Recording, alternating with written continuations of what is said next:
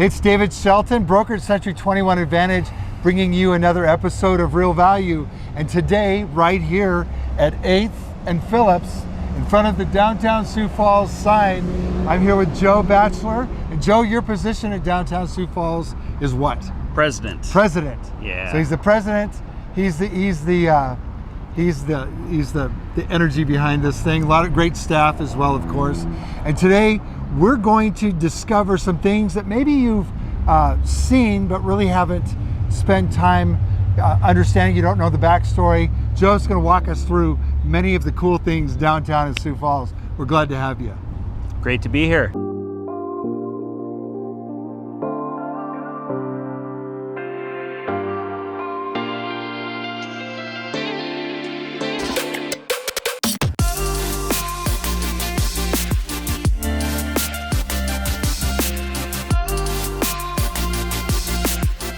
All right, well, we're here, downtown Sioux Falls, 8th and Phillips, and we're on the southeast corner of 8th and Phillips in front of an art box. Joe, tell us, I'm noticing art boxes all over the country as I travel, in downtowns all over the place, but particularly here in Sioux Falls, you've done something unique. Why don't you tell us about the art box, the history, what's behind it, and also this cool app. Okay, yeah, so I was at the International Downtown Association conference and I get this email from the mayor and he's like, hey, there's this grant out there that we could get from Bluebird Philanthropies. It's to bring art and incorporate it with the transportation infrastructure that we have in the city.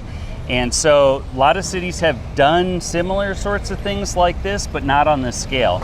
So we applied for the grant. DTSF helped match the grant, and we worked with the Sioux Falls Arts Council, we worked with the city, the Sioux Falls Area Community Foundation, and we sourced local artists. We had a very inclusive process. The Sioux Falls Arts Council really helped spearhead that outreach portion of it. We were putting flyers out there in all kinds of markets throughout town, trying to reach all the different populations that make up Sioux Falls. Yeah. And we got over 100 submittals. I think it was about 170 submittals, and we narrowed it down to, I believe it was about 70. And some of these art boxes, you'll see more than one artist on them. There are 26 of them throughout downtown, all local or from the region. And it's just been a really great project to be a part of, to take this sort of like overlooked urban artifact and really beautify it and take these intersections and just add some color and life to them. Yeah. So is this a wrap? It is. So this is a vinyl wrap. Okay. There's a company that really started doing vinyl wraps is located in South Dakota. Wow. They've got operations in Bozeman, Montana as well. That's a nice correlation. Yeah, and so they're doing these wraps all around the country. Wow. And so they were great to work with. They know what they're doing. But to take on 26 of these art boxes at one time, it was a big undertaking. Wow. But they got all these wrapped in, I think, the course of 2 or 3 days. That's incredible. That's incredible. Well, you've got a little information here on the art box. Tell us about this, and this has got an app that's connected with it. Tell us about that app. Yeah, that's right. Okay. So you open up your phone, and if you go to passport.dtsf.com, okay. That's the app. Okay. It's a progressive web app, so you don't need to download anything. And there is a feature in there where you can select Discover. And then from that, you'll scan this marker right here. They have these codes. Okay. And it'll tell a little bit of a story behind who the artist is and what was the inspiration behind their artwork. Sweet. We also have that listed right here. The artist for this art box was Geneva Costa. And local artist. Awesome. Yep. She Okay. actually just lives in my neighborhood. Sweet. And of course, we've got the recognition of the City of Sioux Falls, DTSF, and the Sioux Falls Arts Council for this collaboration. Yeah. Oh, that's awesome.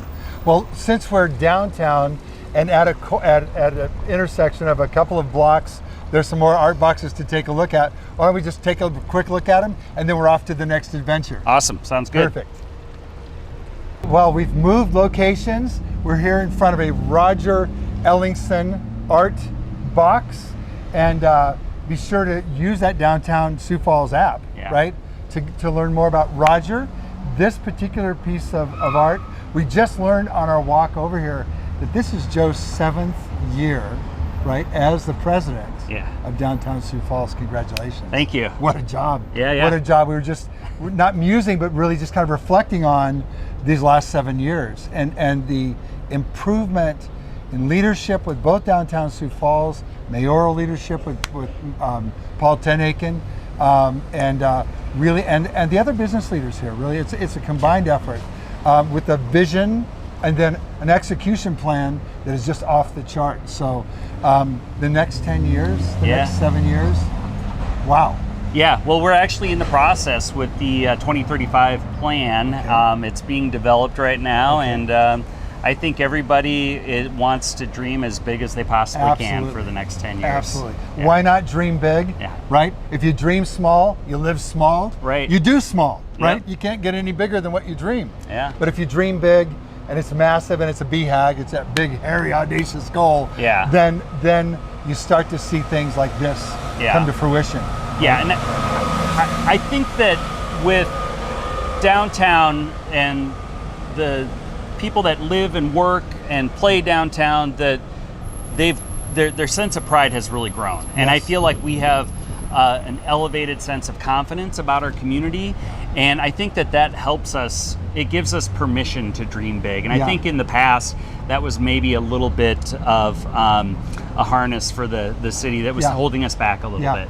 Yeah, and I think so. I think so as well. When I came here from the upper or the northwest and just north of Seattle, been developing in Vancouver, Canada, and it was just big, right? It was just like big. Why stop there, right? So we're limited in height to whatever the FAA will let us build in height, and then of course planning and zoning could limit you even more as well. So, but we love downtown. We love being part of it with our company. Reality Media is also located downtown, which is awesome. But we see big things in store and plan on being an integral part of it ourselves as well. So we appreciate your leadership with this.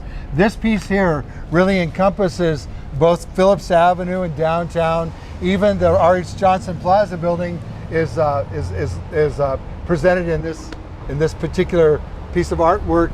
And then this is the Battle of the Festival of Bands. Yeah, Festival of Bands Parade used to be on Phillips Avenue years ago, and that's what this is a depiction of. You can see the State Theater marquee at the top, and Roger has done a really good job of capturing a lot of the scenes of downtown. Jazz Fest on the other side. Yep. And an aerial or satellite view in his caption. Yeah, on the other side. So, what happened to the Festival of Bands? It went out to the. It got too big. It got too popular. Wow. Yeah. So now it is out by Colville Lake, and so there's always discussions about should we bring it back downtown or not, and it'd be great if we could make it work. The thing about downtown that is never easy to manage is sort of that social friction that happens, and of course every event has a life cycle too, and so it's kind of like figuring out what kind of season of the life cycle of events that we're in and how to best manage that. So not always easy, but it's a work in progress. My son Tim went to Albuquerque. He's a drummer. Went to Albuquerque, New Mexico, and they had four corners of the Albuquerque of downtown Albuquerque set up with a drum kit on each four corners, and they did a 48-hour drum off. Oh wow! For 48 hours straight. That one drummer come in after the other and just take it over. It was a big deal, but I floated that by Pete Hansen over at the Groove Inc., who does the drum corps here in town. And I told Pete, I said, we should do a drum off with these drum corps downtown, like a battle of the bands in a smaller way. It's a lot of racket. Yeah. Got to pick the right time to do something like that. But it's a great way to drum up interest in downtown, right? Yeah, absolutely. Yeah, I love it. Yeah, so good. So we're near the Jones 421 building. This is Parks and Rec here still, isn't it? It's Parks and Rec. Okay. Startup Sioux Falls has, they're going to be moving in. I don't think we have a move-in date yet, but they've done the demolition and they're starting to refurbish that. That's going to be a co-work space. Sweet. Startup Sioux Falls is an organization that is part of the chamber, part of the development foundation, and the city helps out as well with some of the funding there, but it's really meant to help grow the entrepreneurial ecosystem in Sioux Falls. And so with this being a co-work space, they'll be able to have events there, provide entrepreneurs, people with startups, a place to go, a network to tap into. So this is going to be a really great amenity for downtown. It's going to help with the innovation that happens in downtown as well. Innovation is critical, isn't it? Yeah. It's at the core of what Absolutely. happens. The Levitt Theater has been a great addition to downtown too, hasn't it? Yeah, absolutely. Yeah. So 50 free concerts every summer. They're pulling acts from around the world, really. Wow. Preferring a venue like this, so you can interact with the crowd. Yeah, right? yeah, absolutely. And that's all about building community.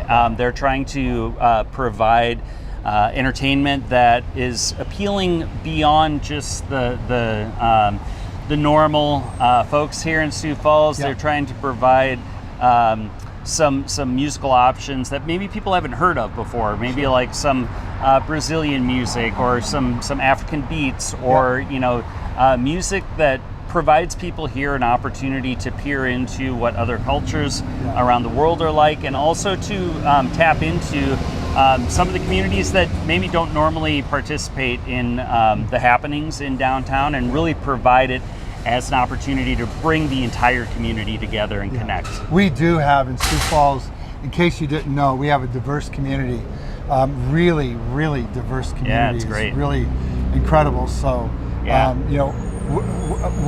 and I are not so diverse, right?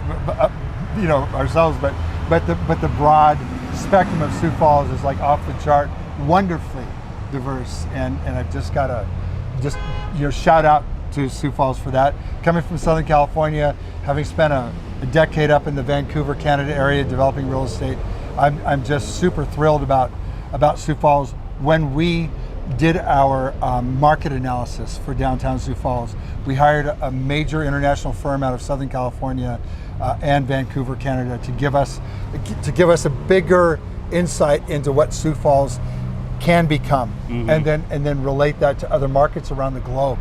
And it's amazing what they came up with, and what kind of synergistic uses we can bring together to help that next growth phase of downtown become more interesting, more relevant, and also, while we're doing that, be very environmentally sensitive as well, as things are changing for energy consumption and so forth. So we're in for a major explosion downtown. Not the boom boom blow up thing, but just a thought put into action, and vision put into action downtown. Thanks a bunch.